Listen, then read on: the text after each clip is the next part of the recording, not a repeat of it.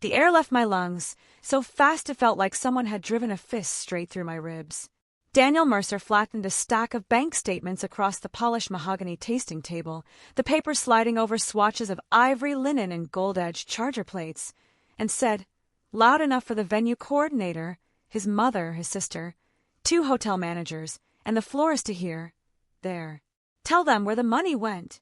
The private room at the Langford Hotel smelled like coffee gone cold and garden roses that had been cut too early. Crystal water glasses caught the recessed light in hard white flashes. Daniel stood at the head of the table with both hands planted wide, cufflinks glinting, jaw flexing under the soft amber lighting. His mother, Victoria Mercer, sat rigid in a camel-colored suit, fingers resting on her pearls as if she were presiding over a funeral. His sister Lauren leaned against the wall in cream stilettos, one hip cocked, her phone held at chest height like she'd been waiting all morning for a spectacle. The event coordinator had gone perfectly still. Even the florist stopped fussing with the sample centerpiece. And then Daniel did what men like him always do when they think they're still in control. He looked at me, with wounded disbelief painted so carefully across his face it almost deserved applause, and he said, Elena, if you needed help, you could have asked. But draining the wedding account and showing up around my family like this is not normal. My name is Elena Marlowe. I'm 34. And this is the story of how a little girl in a red raincoat led me to the truth about the man I loved, and how I made sure every lie he built around me collapsed under its own weight. Victoria made a soft, disgusted sound in her throat and turned to the room, as if inviting witnesses into a moral lesson. We tried to handle this privately, she said, her voice thin and sharp as cut glass. But Elena has become unstable. Lauren lowered her phone, just enough to frown at me. You went near a child, she snapped. Do you understand how insane that sounds? The lie hit the room, exactly the way Daniel wanted it to. Quick, dirty, effective. You could feel everyone recoiling without moving. The florist looked away. The younger hotel manager suddenly found the carpet pattern very interesting. The older one adjusted his tie and squared his shoulders like he was already preparing to escort me out. Daniel slid one of the pages toward the center of the table. $48,612. Moved out in 3 transfers over 9 days. That was our venue account, Elena. Our? I asked evenly. He blinked once, just once, because he hadn't expected me to sound calm. Yes, ours, he said. You know exactly what I mean. Lauren gave a brittle laugh. Please don't do that quiet act thing. It's creepy. Victoria pressed her lips together. Return the money, and we can avoid involving the police. The silence that followed was absolute. Not awkward. Not empty. Heavy. It settled over the table like a pane of glass. I reached for the water in front of me, lifted it with a steady hand, and took a slow sip while Daniel's breathing went shallow. Deliberate slowness unnerves frantic people. They feel it as defiance. Then I set the glass down carefully beside the centerpiece sample, white ranunculus, pale eucalyptus, the exact arrangement I had spent 2 months pretending to care about, and said, Before anyone calls the police, Daniel, you should tell them why the same account paid tuition to Briar Lake Academy, a mortgage on a house in Winnetka, and a pediatric dental bill under the name Sophie Mercer. Nobody moved. Victoria's hand slipped from her pearls. Lauren's phone lowered all the way. And Daniel, for the first time since I had known him, looked less like a groom and more like a man standing barefoot on broken glass. He recovered fast. I'll give him that. Men who live double lives get very good at recovery. What are you talking about? He demanded, but his voice cracked slightly on the last word. I turned toward the venue coordinator, Melanie, whose blazer was too tight across her shoulders because she was holding herself so stiffly. You may want to stay, I told her. This meeting is no longer about centerpieces. Elena, Daniel said, sharper now. Stop. No, I said quietly. You stop. That was the moment the room changed. Not visibly at first. Nobody gasped. Nobody stood. But the emotional geometry shifted. He had expected tears, pleading, confusion. Maybe anger. What he got instead was composure. Victoria pushed her chair back an inch with a rasp against the wood floor. Daniel, she said, not looking at me. What is she talking about? He turned on me, so quickly his chair clipped the edge of the table. She's bluffing. I tilted my head. Am I? Lauren straightened. Daniel, what is Briar Lake Academy? He didn't answer her. He kept staring at me, and behind the anger I saw it. The real emotion. Not guilt. Not shame. Fear.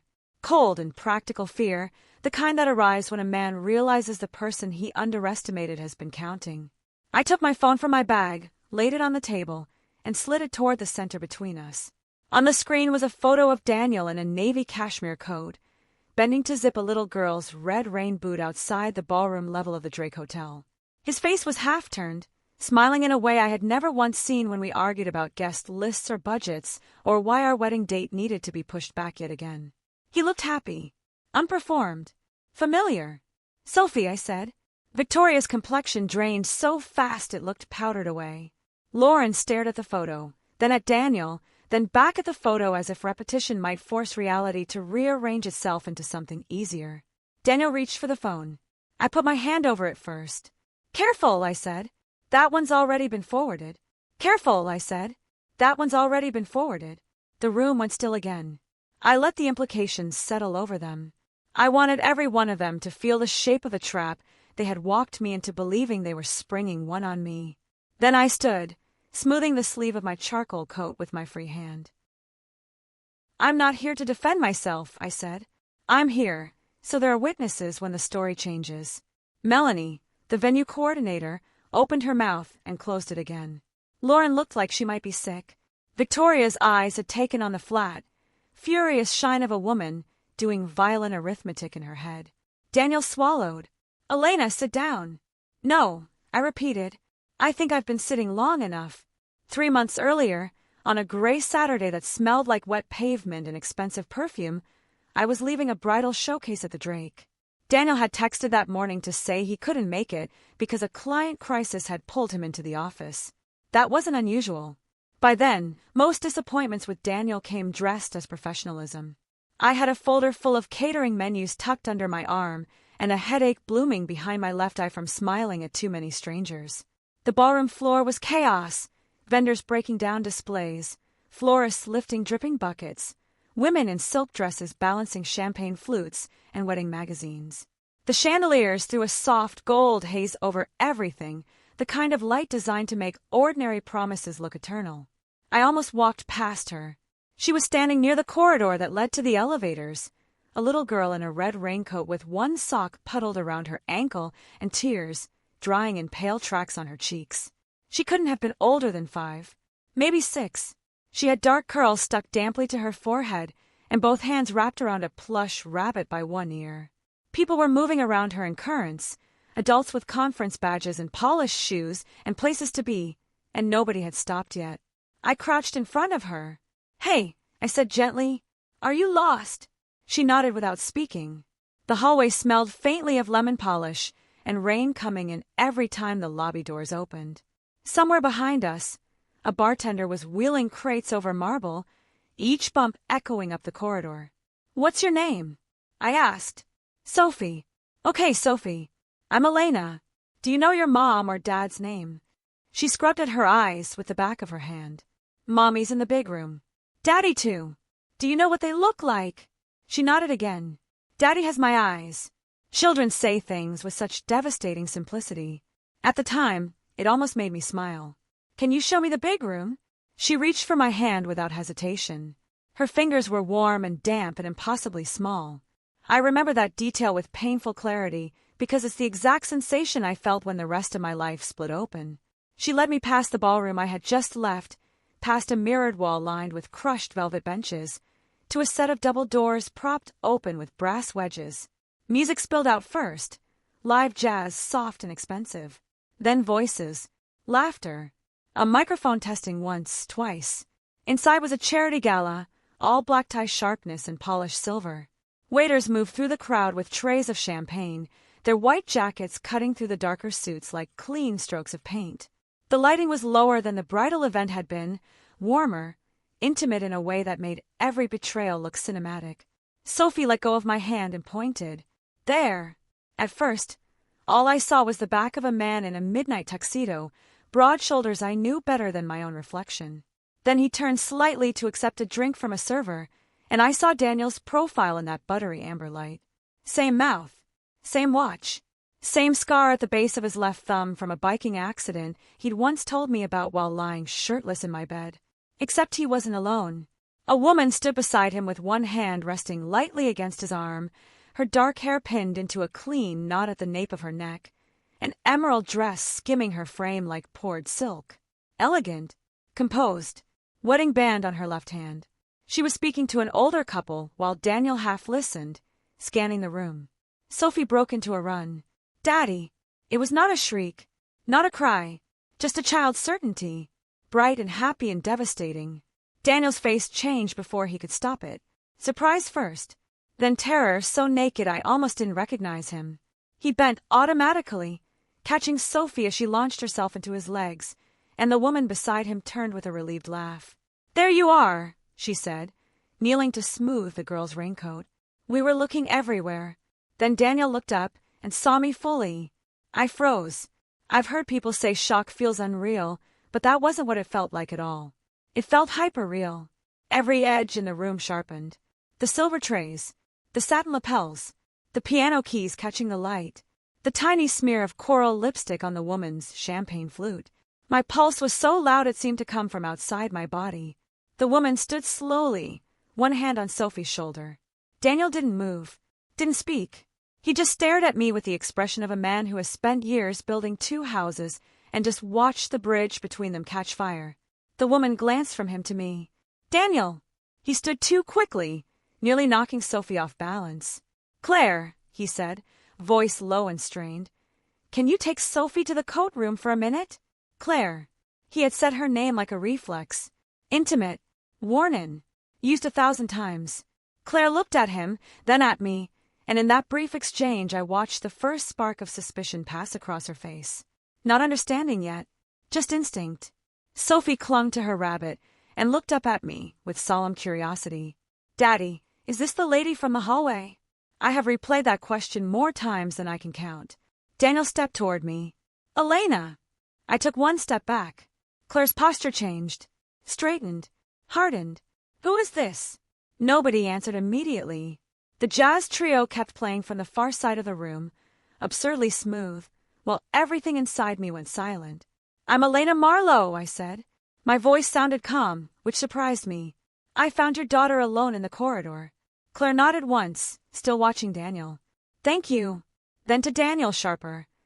"Who is she?" He opened his mouth, closed it, looked around like the architecture of the room might save him. That told me everything.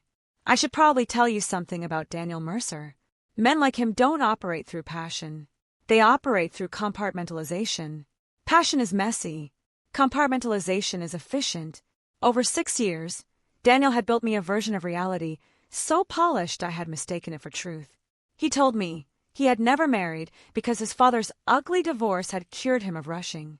He told me he wanted our future to be financially airtight before we set a date in stone.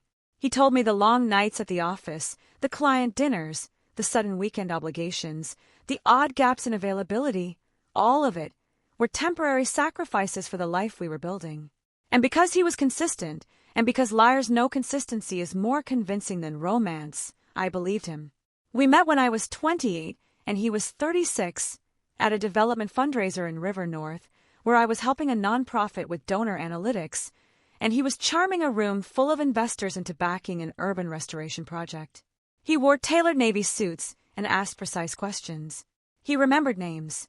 He listened in a way that made most people feel brightened by his attention. He sent flowers not because he was sentimental, but because he was strategic. He always knew which gestures had the highest return. He did not love loudly. He loved in well-timed doses. A dinner reservation at a place you'd mentioned once. A scarf in your favorite color. A hand at the small of your back in front of other people. Enough tenderness to keep you loyal. Enough distance to keep himself unexamined. By year 2, we had a shared apartment in West Loop 3 nights a week and a savings account he called our foundation. By year 4, we had a venue shortlist, a spreadsheet, and parents asking questions. By year 6, we had almost $50,000 set aside and a ring he claimed he was redesigning because the original wasn't worthy of me. It sounds ridiculous now, but lies are rarely ridiculous while you're inside them. They're practical. They arrive in installments. At the gala, with Claire Mercer standing 5 feet away in an emerald dress and a little girl clutching a rabbit between them, the installments finally totaled. Daniel found his voice first. "Claire, this is someone from work." It was almost impressive how quickly he tried to build a fresh lie out of rubble. I laughed once. Quietly. "I work in compliance consulting, Daniel. Not architecture." Claire's face went completely still. He lowered his voice and tried to use the one he reserved for conflict, the measured baritone that had convinced clients, interns, and me, once upon a time, that he was the calmest person in the room. "Elena, this is not the place." "You're right," I said. "My bridal showcase probably would have been more appropriate." Claire blinked. "Bridal?" Sophie looked up at her mother. "Mommy." Daniel's hand flexed at his side. "Please," he said to me, now almost whispering. "Not here." And there it was. The first honest thing he'd said all evening. I looked at Claire. Really looked. Her wedding band. The faint indentation on her right shoulder from carrying Sophie moments earlier. The exhaustion around her eyes that expensive makeup hadn't managed to erase. This was not some glamorous mistress tucked away in a fantasy apartment. This was a wife. Maybe not a happy one. Maybe not an adored one. But a wife. A woman who had built a life around the same man, believing some version of the same promises. She swallowed once. "Daniel," she said, and her voice had gone flat in a way I recognized from my own. Why did she say bridal showcase? He stepped toward her. "Claire, let's go somewhere private." "No," she said. Then to me, "How long have you known him?" There are moments in life when telling the truth feels less like speaking and more like pulling a blade through cloth. Clean. Irreversible. 6 years, I said. Claire didn't react immediately. That was what made it devastating. The number landed, and she simply held my gaze while it did its work. Sophie shifted against her leg, sensing adult whether without understanding it. Daniel tried again. "It's complicated." "No," I said. "It's calendar-based." A man near the podium turned our way. A woman at the silent auction table paused mid-bid. Public humiliation had finally entered Daniel's bloodstream, and he hated it. I could see it in the way his shoulders locked and his nostrils flared. Claire asked, without looking at him, "Were you sleeping with her?" He closed his eyes briefly. That was answer enough. Claire inhaled sharply, like the room had suddenly lost air. Then she did something I would later come to respect more than she could have known in that moment. She did not collapse. She did not shout. She reached down, took Sophie's hand, and said, "We're leaving." Daniel stepped in front of her. "Claire." She moved around him with the kind of quiet precision that means fury has gone subterranean. He turned to me then, face drained, voice brutal in its softness. "You need to let me explain." I looked at him for a long second.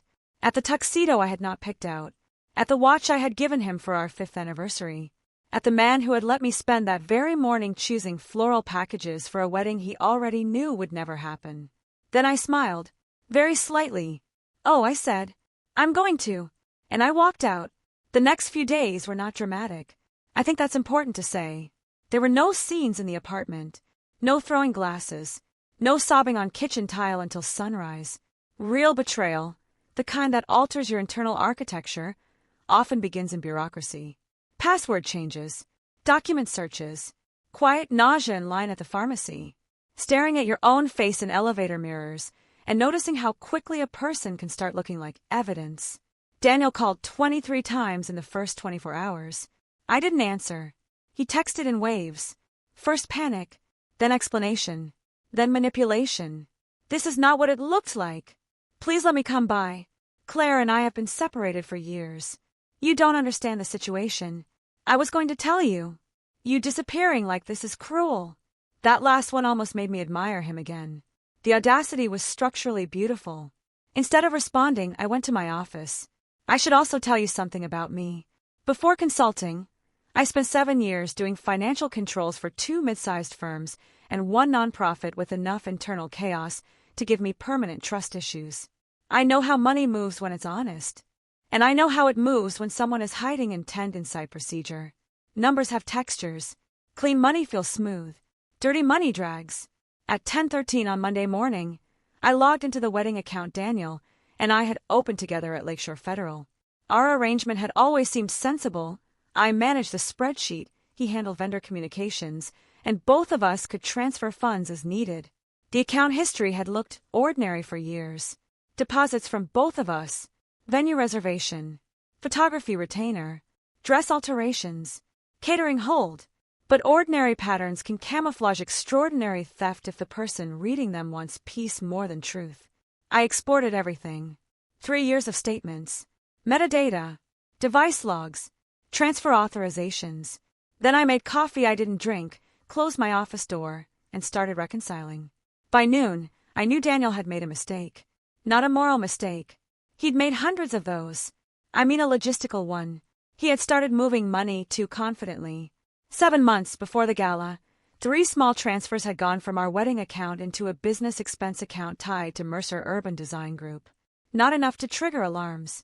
$480, $925, $1,200 even, each labeled vendor reimbursement. Then came tuition payments to Briar Lake Academy under a parent portal account. Then a children's dental practice in Winnetka. Then a landscaping company whose invoices matched a residential property, not any listed business address for Mercer Urban. Once I saw the pattern, I saw all of it. Money had been bleeding out of the future I was financing and into the life Daniel had never admitted existed. I spent the next week moving like a machine, downloading county property records, pulling corporate filings, cross-referencing Mercer Urban Design Group expense categories with publicly visible staff rosters and archived social photos. I paid for database access I had never needed in my personal life and stopped sleeping more than 4 hours at a time. I did not tell my mother. I did not tell Daniel's family. I told exactly one person, Maya Bennett, my closest friend, a litigation paralegal with a talent for separating emotional truth from legal usefulness. Maya came over that Tuesday night with Thai takeout, a legal pad, and no pity in her eyes. I loved her for that. She set the food on my counter and said, "Tell me everything from the moment you saw the child." So I did. When I was done, she uncapped a pen. "Okay," she said. "Then we proceed like he's dangerous." "Dangerous." "Not physically," she said. "Systemically." That was the word. Systemically. Daniel was dangerous in the way polished men with social capital often are. Not because they throw punches, because they pre-write narratives, because they understand which voice to use with bankers, which smile to use with mothers, which apologies to ration out to women, and which version of events strangers will find easiest to believe. Maya tapped her pen against the pad. "If he thinks you know, he's going to manage exposure. That means minimizing you, discrediting you, maybe emptying accounts, maybe moving documents. We don't confront until we know where everything is. So I just wait." She looked at me steadily. "No. You prepare." Preparation became my religion. I moved my half of our liquid savings into an attorney escrow structure Maya helped arrange through her firm's referrals, making sure every transfer was documented and legal. I changed my direct deposits. I photographed the apartment contents I had paid for. I pulled receipts. I copied our lease renewal discussions. I downloaded the message thread where Daniel had told me he was finally ready to stop being afraid of marriage 10 days before I found Sophie. Then I hired Evelyn Shaw. If you ever need to dismantle a charming man without raising your voice, find a woman like Evelyn. She had silver-streaked black hair, a habit of resting her reading glasses low on her nose, and a voice so quiet people leaned in when she spoke. Her office on Wacker Drive smelled like leather bindings and bergamot tea. The shelves behind her desk held casebooks, framed trial photos, and one smooth stone the size of a fist that looked like it had broken something once and might again if asked. She listened to me for 40 minutes without interrupting. When I finished, she folded her hands and said, "Do you want emotional closure, financial recovery, public accountability, or all three?" "All three," I said. "Good," she replied. "Emotion is the least reliable of the three, so we'll build the other two first." Evelyn assigned a forensic accountant named Marcus Bell, a former federal investigator whose suits looked slept in and whose eyes missed nothing. Marcus didn't care that Daniel had lied to me romantically. Marcus cared that funds had crossed categories without clean authorization, that corporate expense accounts touched personal liabilities, that signatures didn't match device locations, and that Daniel's mother's charitable foundation appeared to have been receiving vendor discounts routed through Mercer Urban's accounts in ways the IRS would find spiritually interesting. 3 weeks into the investigation, Claire Mercer called me. I almost didn't answer because I didn't recognize the number. "This is Claire," the voice said when I picked up. She sounded tired, not broken, hollowed. I walked to the window of my office and looked down at the river flashing dull silver between buildings. "Hi." There was a pause long enough to reveal how difficult the next sentence was for her. "I think," she said carefully, "we should meet." We met at Café Beatrice in the West Loop on a rainy Thursday morning. The windows were fogged with steam. Copper pendant lights threw a soft amber glow over the wood tables. People were typing on laptops and pretending not to listen. Claire wore a camel coat over a black turtleneck, no wedding ring. Hair down this time. Up close, she looked less like the composed woman from the gala, and more like someone who had been carrying a grand piano by herself. She sat across from me and wrapped both hands around her coffee without drinking it. "I believed him," she said after a moment. I didn't answer. "I want to hate you," she continued, still looking at the cup. "That would be simpler. But I checked dates after the gala. Receipts, photos, school events, business trips. I don't think I've been married to the man I thought I was married to for a very long time." The honesty of that landed between us with a weight I still remember. "He told me you were a consultant who become obsessed with him," she said. "Then he told me you were an intern he tried to help. Then he told me you were lonely and confused. Every version got smaller. That's what men do when the truth is too large," I said. Her mouth tightened. "He used money from Sophie's education fund last year. I found it after I started looking. There it was. The switch. Not allegiance to me. Allegiance to reality." Claire slid a slim folder across the table. Inside were copies of school invoices, a mortgage statement for the Winnetka house, and insurance documents listing Daniel's business account as reimbursement source for home maintenance that had nothing to do with business. On the inside flap, in small neat handwriting, she had written 3 dates and 2 account numbers. "I don't know how far this goes," she said, "but I know he's been moving pieces." I looked up at her. "Why are you helping me?" At that, Claire finally met my eyes. "Because Sophie asked me why Daddy lied to the lady who found her." The cafe noise seemed to recede. Children have a way of cutting to the bone of things. No jargon. No strategic framing. Just a clean question that exposes the rot in a room. Claire exhaled.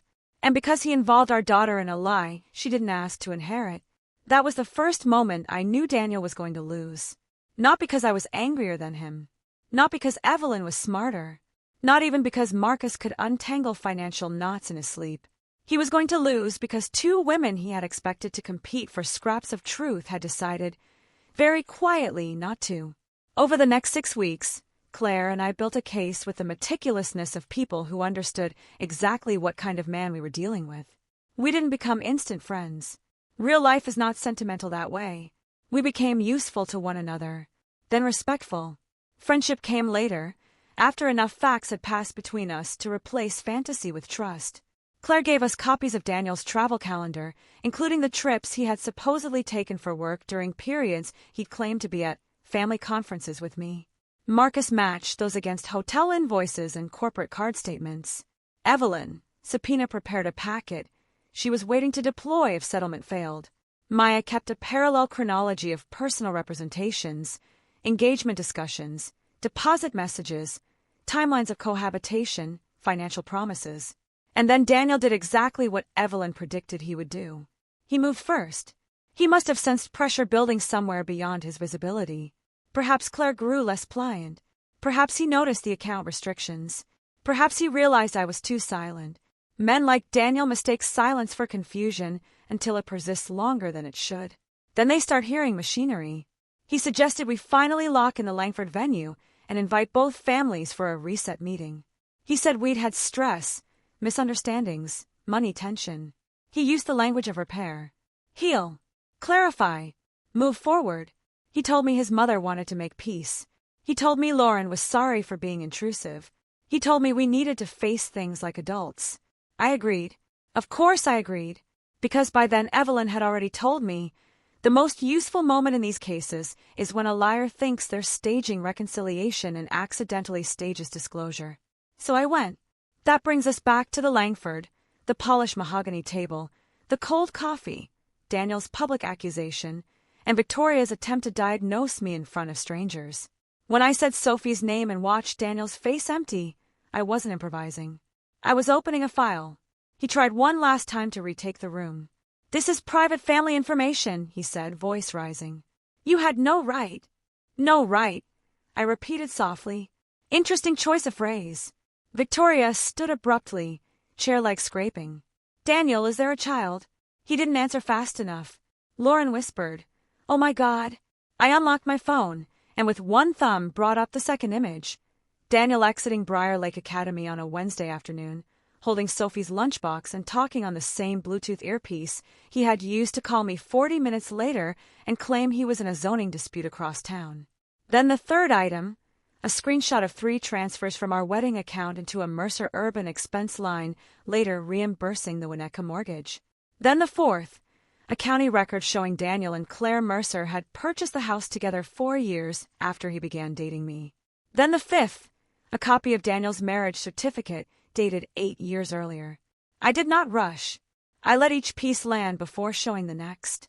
Frantic people always try to outrun consequences. Calm people make them sit with the math. Daniel's lower lip had gone bloodless. Lauren stumbled backward until the wall stopped her. Melanie, the coordinator, had both hands clasped so tightly at her waist her knuckles looked polished. Victoria stared at the marriage certificate, as if it were written in a language she refused to learn. "You told us," she said slowly, turning to her son, "that the divorce was finalized before you met her." There it was, another light opening into another. Daniel dragged a hand down his face. "Mother, not now." "Not now," she hissed. "When?" I finally sat down, crossing one leg over the other with the steadiness of a woman reading weather reports. "Actually," I said, looking directly at Daniel, "now is perfect." He leaned toward me, palms braced on the table again, but the posture had changed. It no longer looked commanding. It looked desperate. "What do you want?" "Truth would have been cheapest," I said. "But that option expired." Victoria snapped to me. "You moved the money." "Yes," I said. "Into legal escrow after documenting commingling and fraudulent transfers." Nobody in that room liked the phrase legal escrow. You could hear it in the way breathing changed. Daniel laughed once, too loudly. "Fraud. Elena, you're being absurd."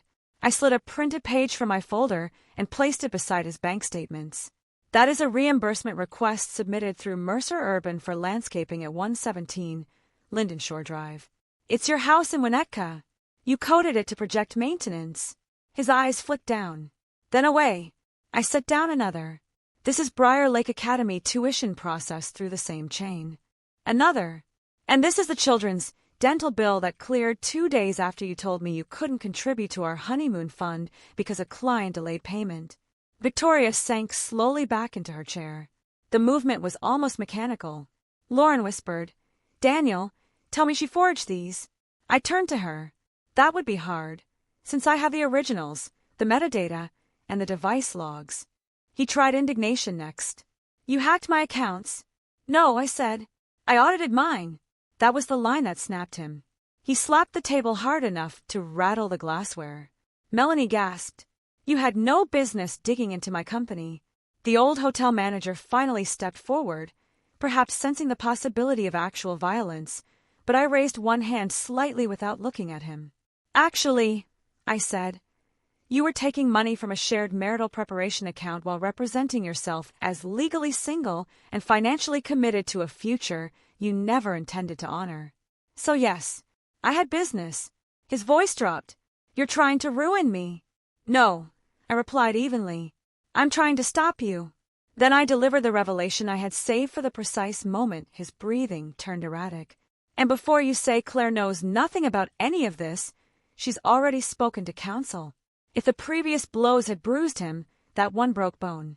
He stared at me. "You talked to Claire." "She talked to me." Victoria closed her eyes briefly. Lauren's phone slipped from her hand onto the carpet with a muffled thud.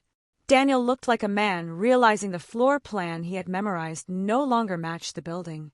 "What did you do?" he asked. It was the first honest question he'd asked me all morning. I gathered my folder, stood again, and smiled without warmth. "I paid attention," I said. Then I looked at Melanie and the hotel managers. "I won't be needing the ballroom." And to Daniel, just before I walked out, "You thought you were postponing a wedding. What you were really doing was giving me time." The hallway outside the private room felt cold after the amber heat inside. My heels struck the marble in an even rhythm, like a metronome counting down to something inevitable. Maya was waiting near the elevators in a navy coat, arms folded, expression unreadable until she saw my face. "Well," she said, "they're breaking on schedule." A corner of her mouth lifted. "Evelyn's conference room is ready." Daniel and his family thought the Langford meeting was the confrontation. They thought if they embarrassed me first, if they turned me into an unstable ex-fiancé before I could become a credible witness, then whatever facts I held would look like vengeance instead of proof. What they didn't understand was that public scenes are noise. Real consequences happen in rooms built for record. 2 days later, at 10 o'clock sharp, I stepped off the elevator into the offices of Shaw and Keene LLP on Wacker Drive. The reception area was all muted authority, stone floors, brushed brass fixtures, low shelves of legal journals, nobody touched for pleasure. The air smelled faintly of cedar and expensive paper. A wall of windows threw cool spring light across the floor in long, clean bars.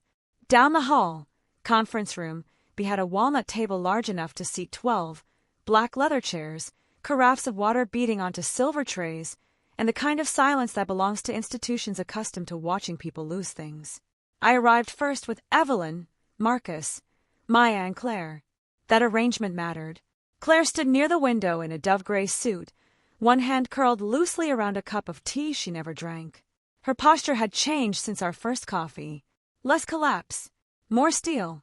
There were still shadows under her eyes, but grief had hardened into structure. Maya organized binders at the far end of the table with paralegal precision. Marcus laid out exhibits in neat sequence, tapping corners into alignment. Evelyn sat at the head of a table, glasses low, legal pad open, as serene as a surgeon before first incision.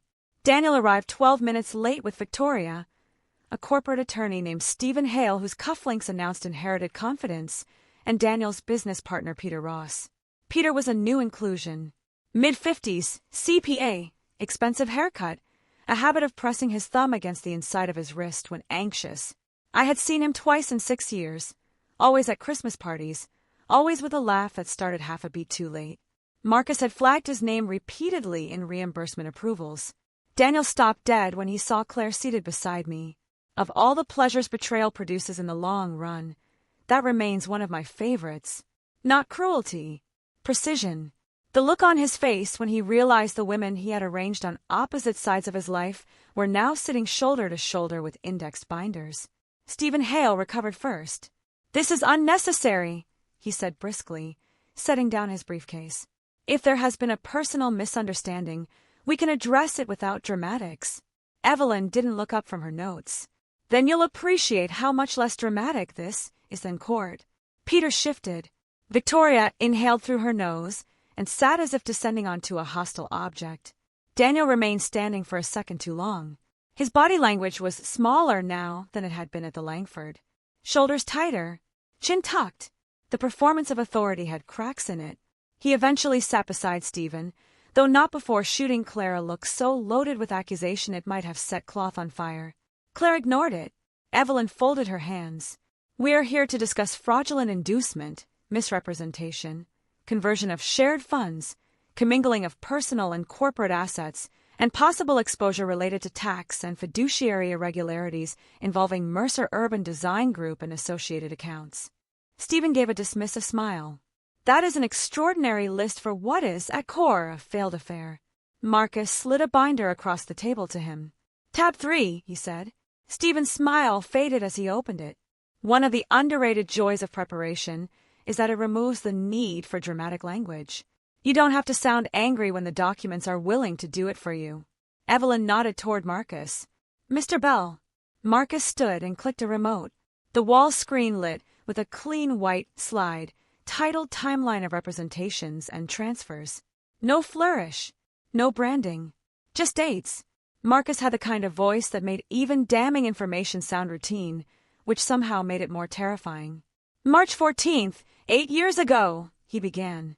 Daniel Mercer marries Claire Mercer in Cook County. May 2nd, 6 years ago, Daniel Mercer begins a romantic relationship with Elena Marlowe while still legally married and cohabiting with Claire Mercer. Over the next 6 years, Mr. Mercer makes repeated representations to Ms. Marlowe that he is unmarried, financially available, and actively preparing for marriage. He clicked. A column appeared showing text messages, email snippets, and deposit confirmations. September, 4 years ago, joint savings account established for wedding-related expenses. January through present, shared contributions total $48,612 from Ms. Marlowe, $22,000 from Mr. Mercer. 7 months ago, first of multiple transfers routed through Mercer Urban reimbursement categories to cover personal obligations associated with the Mercer family residence and dependent child expenses. Peter's hand found the inside of his wrist. Daniel leaned back, forcing an expression of boredom that convinced nobody. Marcus clicked again. Last October, educational payment to Briar Lake Academy categorized as client hospitality reimbursement. November, mortgage-related payment tied to 117 Linden Shore Drive. December, pediatric dental invoice. January, landscaping invoice. February, duplicate reimbursement approval by Peter Ross under Project Maintenance Code. Stephen looked at Peter. Peter looked at Daniel. Daniel stared at Marcus like fury might interrupt arithmetic. Evelyn spoke without raising her voice. Premeditation matters. Not because this is emotionally offensive, although it is, but because patterns establish intent. Our interest is not whether Mr. Mercer is a bad boyfriend. Our interest is whether he knowingly extracted funds and made material misrepresentations while leveraging shared financial arrangements and company channels to support a concealed second household. Daniel finally snapped. Second household. That's my family. Claire turned toward him slowly. Then, maybe you should have behaved like they were. The silence after that had edges. Stephen adjusted his tie.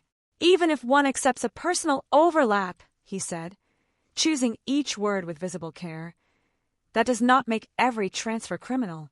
Misclassified expenses happen. Marcus nodded mildly. They do. Less often when there are corresponding personal messages stating, and I quote, I can't add more to the honeymoon fund this quarter. Cash flow is tight. That text was sent 32 minutes after a Briar Lake payment.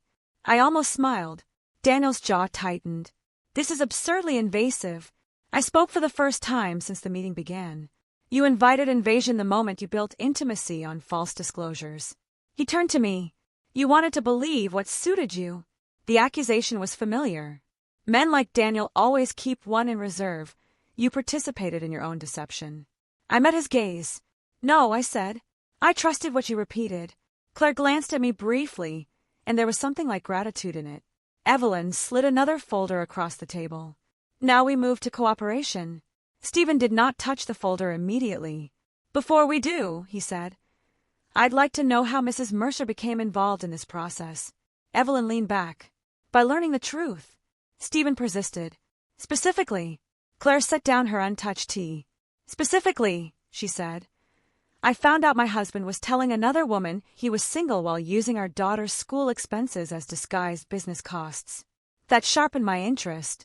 Peter exhaled through his nose, but the real surprise had not arrived yet. Evelyn glanced toward the door. Send her in. Daniel frowned. Send who in? The door opened, and Naomi Chin walked in carrying a slim black laptop and a banker's box. Daniel actually stood up halfway from his chair before catching himself. Naomi had been Mercer Urban's operations director for 3 years. Efficient. Invisible when she wanted to be. The kind of employee powerful men mistake for furniture because she solves problems without demanding applause. She wore a charcoal-sheath dress and low heels, hair in a neat twist, expression so neutral it became its own verdict. Daniel stared at her. What is she doing here? Naomi set the box on the table with both hands. Correcting the record. If you've never watched a man realize the person handling his calendar, receipts, vendor contacts, and internal approvals has decided to stop protecting him, It is one of the purest forms of structural collapse.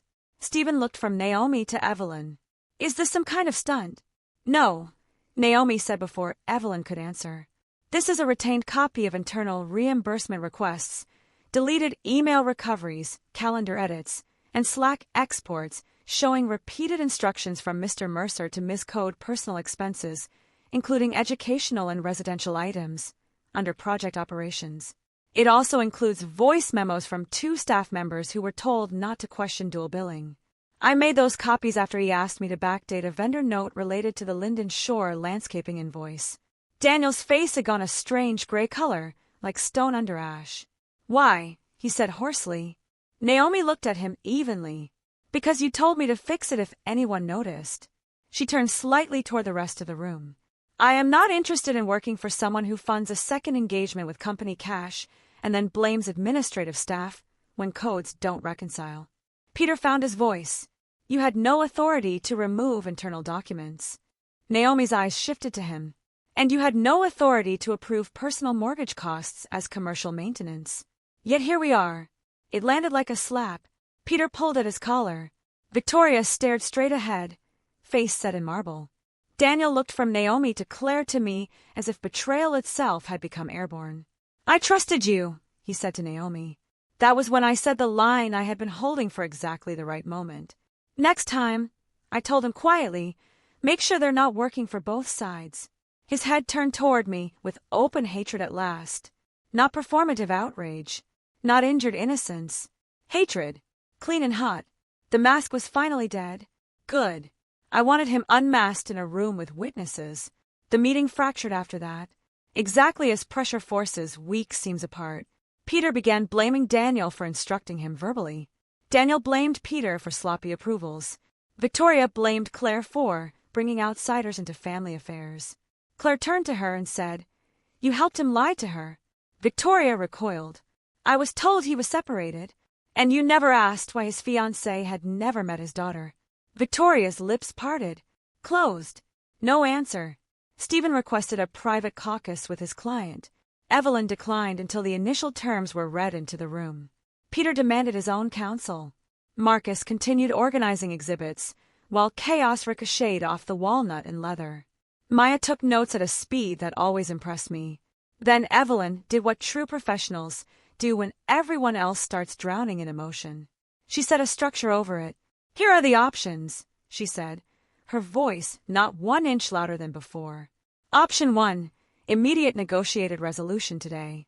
That includes financial restitution to Ms. Marlowe, documented reimbursement to Mrs. Mercer's family accounts where applicable, transfer and release of claims on shared property contributions, preservation of digital evidence, and written admission sufficient to support tax correction and corporate remediation.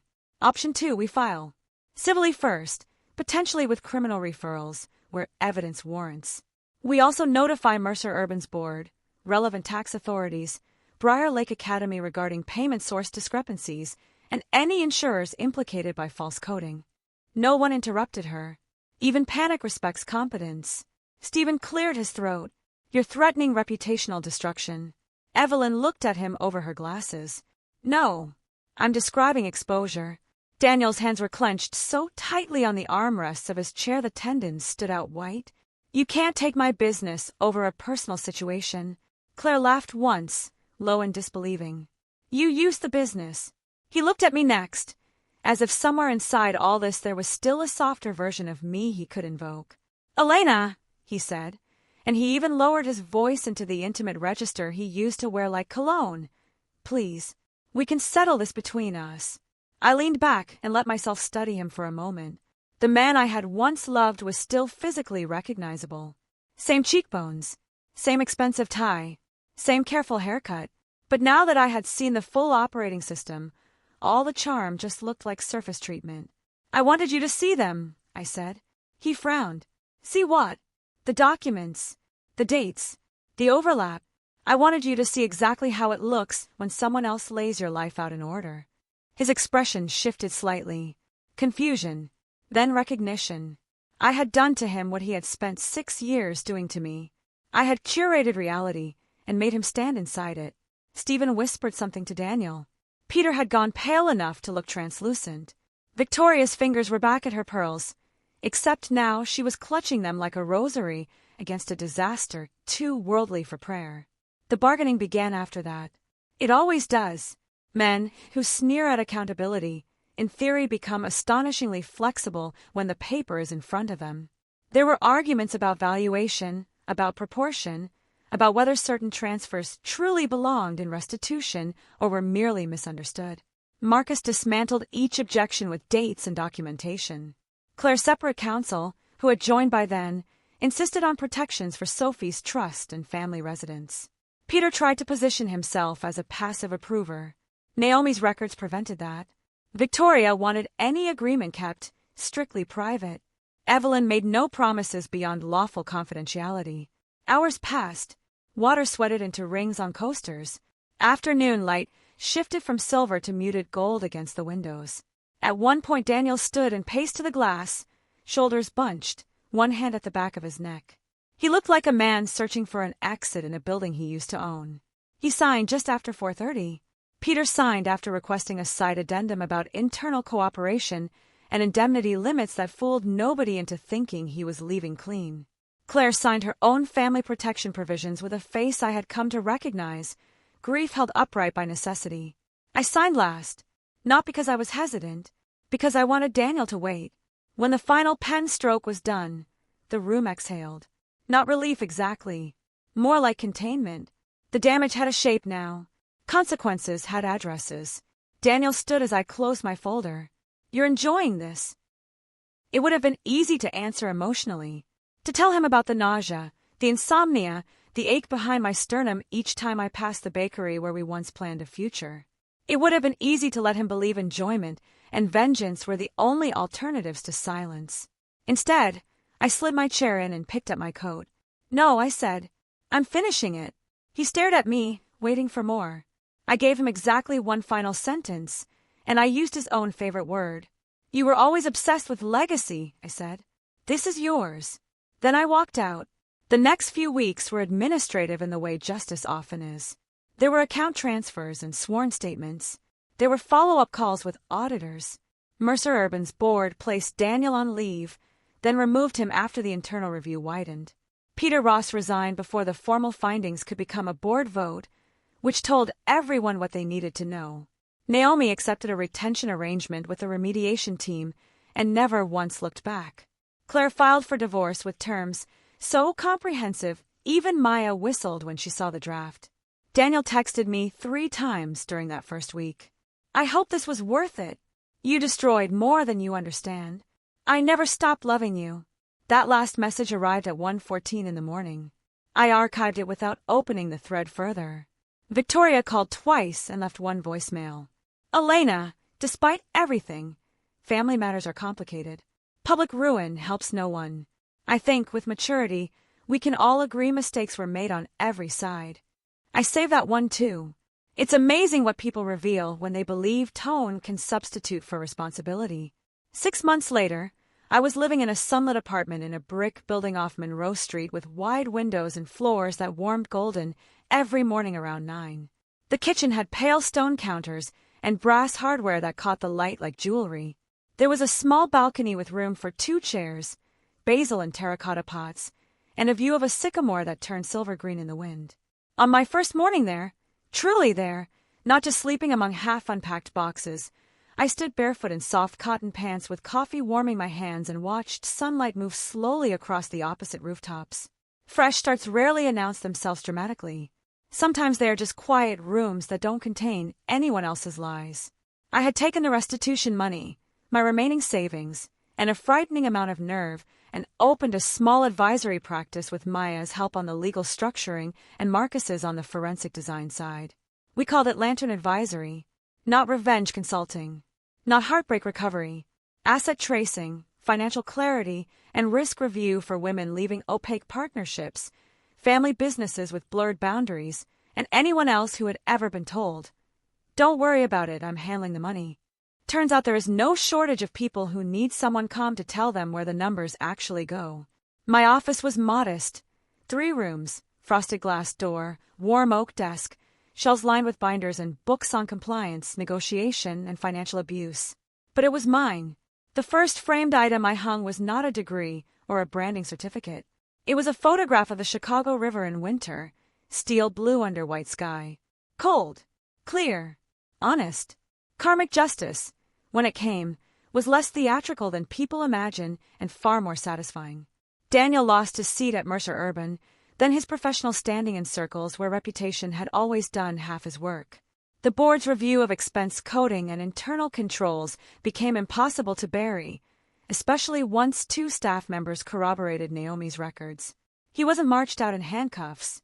Real life is seldom that cinematic. But he was forced into settlements, scrutiny, and a kind of professional diminishment he would feel every time a room recognized his name for the wrong reason. He became, as Maya put it one afternoon over soup, a cautionary tale in very expensive shoes. Victoria resigned from 2 charity boards after whispers turned into questions she could no longer shut down with posture. Social women like Victoria build entire empires out of plausible deniability.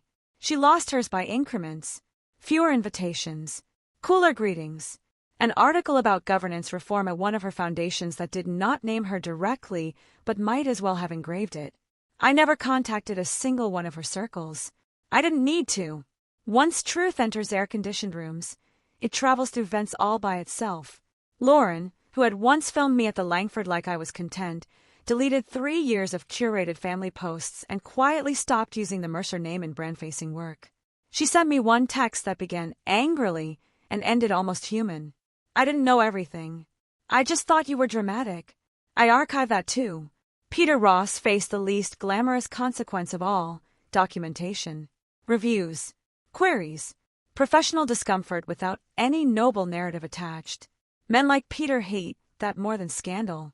Scandal lets you posture as misunderstood. Documentation just sits there. Claire got the Winnetka house, Sophie's trust ring-fenced, and a custody arrangement that required oversight strict enough to make Daniel furious and visible enough to make him compliant. The first time she told me that part, we were sitting outside a bakery in Lincoln Square, and she said it while buttering a scone as if discussing weather. He hates supervision, she said. I smiled into my coffee. That's because supervision is what truth feels like when you're used to control. We were friends by then, not because suffering magically bonds women. That idea is sentimental and lazy. We were friends because we had seen each other at our most destabilized and chosen honesty over performance anyway. Because we had built something useful out of the wreckage. Because Sophie, with the ruthless emotional logic of children, had decided I was the lady who finds people, and there are worse identities to inherit. The communication attempts never stopped entirely. They just evolved. Daniel's early messages were defensive, then nostalgic, then self-pitying. I still think about our apartment. I drove past the restaurant from our anniversary. You knew me in a way nobody else did. That one sat unread for 3 days before I archived it. It was perhaps the truest of all, though not the way he meant. I did know him in a way few people had bothered to. I knew how much of his identity depended on women, cushioning the impact of his choices. I knew exactly how hollow charm sounds once evidence gives it an echo. He called twice from unknown numbers. I let them ring out. Victoria shifted from admonishment to nostalgia. One voicemail arrived on a Sunday evening while I was reorganizing files. I miss Sunday dinners, she said. Voice suddenly soft with a selective memory I found almost elegant in its shamelessness. The family isn't the same. No, I thought as I deleted it. It's finally visible. Maya remained exactly what she had always been. Funny, loyal, unimpressed by theatrics, allergic to self-pity. She also became, accidentally, my business's best unofficial ambassador. Half our earliest clients came from someone Maya knew who knew someone else whose finances had been braided with lies. One Tuesday afternoon, she burst into my office carrying iced coffees and said, "You will never guess who I saw outside the Dirksen building." I leaned back in my chair. "If you say Daniel, at least make it worth my time." "Not Daniel," she said, setting down the coffees. "Peter Ross, carrying banker's boxes himself." I looked up. Maya grinned. No assistant. No intern. Just Peter and 2 sad cardboard boxes. There are updates so small they barely qualify as news, yet they warm you for hours. Marcus stopped by more often than necessary under the pretense of dropping off industry reports. He and Maya developed a low-grade flirtation based almost entirely on sarcasm and spreadsheets, which somehow suited them both. Naomi joined us for lunch twice after leaving Mercer Urban and once said, over miso soup, "You'd be amazed how many companies think a polish founder is the same thing as internal controls." Claire laughed so hard tea came out her nose. Healing, I learned, is not a clean upward line. It's a mosaic, a Tuesday lunch, a good invoice cycle, a morning where you notice you've gone 4 hours without thinking his name, a child drawing you with a red umbrella because that is how she first remembers you. The first time Sophie visited my office with Claire, she sat in the guest chair swinging her legs and asked if I solved bad numbers. "Sometimes," I said. She thought for a second, then nodded solemnly. "Daddy has bad numbers." Claire closed her eyes briefly, the way only mothers do when reality arrives, wearing Velcro sneakers. I handed Sophie a pack of pencils. "Some problems," I told her, "get smaller when you write them down." She accepted that as profound, which I appreciated. Lantern grew faster than I expected. By the end of the first year, I had a second analyst, a waiting list, and a referral network that included 2 family law firms, 1 trauma-informed therapist, and a nonprofit serving women exiting financially coercive relationships. I spent my days where pain and paperwork intersected, and oddly enough, I loved the work. Not because I enjoyed other people's crises, because there is a particular dignity in handing someone a clean summary of what has been happening to them when everyone else preferred they stay confused. 6 months after the settlement, I ran into Daniel exactly once. It was outside a courthouse annex, around 5:30, the city washed in the gray-blue light that comes before rain. He was wearing a coat I had once bought him and carrying a leather portfolio under one arm. He saw me at the same moment I saw him. For a split second, memory tried to move first. 6 years does that. Your body remembers before your mind intervenes. Then he approached, slower than the old Daniel would have, as if unsure of his own permissions. "Elena!" I stopped because I did not need to flee from ghosts anymore. He looked thinner. Not tragic, just reduced. The arrogant ease that used to make him look expensive had been replaced by something pinched and overmanaged. Rain darkened the shoulders of his coat in small, precise dots. "You look well," he said. "I am." He glanced away, then back. "Claire says Sophie asks about you." I nodded once. "She's a good kid." "She is." His mouth tightened. "I know I don't deserve." "No," I said calmly. "You don't." The honesty of that seemed to steady him more than any softer answer would have. Maybe because it finally relieved him of needing to perform remorse in exchange for absolution. "I did love you," he said. I studied him for a moment in the cool, wet light. "I think," I said, "you loved being believed." He looked as if I had reached into his chest and named an organ. Then the light changed at the crosswalk. I adjusted my bag on my shoulder. "Take care of your daughter," I said. And I left him standing there while rain began to fall in earnest. That evening, much later, I stood on my balcony with a glass of wine and watched the city lights come on one by one through a wash of orange and indigo. The sunset had turned the windows across the street into strips of fire. Traffic murmured below. Somewhere a siren wailed, then faded. The basil leaves stirred in the cooling air, brushing against the terracotta like soft paper. Claire was sitting across from me with her shoes off, one ankle tucked under the other leg, while Sophie colored at the small outdoor table between us. It still amused both of us, sometimes, that this was where the story had landed. Not in hatred, not in some brittle alliance sustained only by shared damage. Here, in the ordinary warmth of a summer evening, sharing olives and bread while a little girl debated whether rabbits preferred purple or blue jackets. At one point Sophie held up a drawing of 3 women and 1 very large rabbit. "Who's that?" I asked, pointing to the tallest one. "That's Mommy," she said. "And the one with the coffee. That's you." I laughed softly. "Fair." Claire lifted her glass toward me. "To accidental introductions." I tapped mine gently against hers. "To better due diligence." She smiled, and it was the first time I saw how beautiful she must have looked before survival became a daily practice. Not glamorous, not polished, free. After Sophie went inside to wash marker off her hands, the evening softened.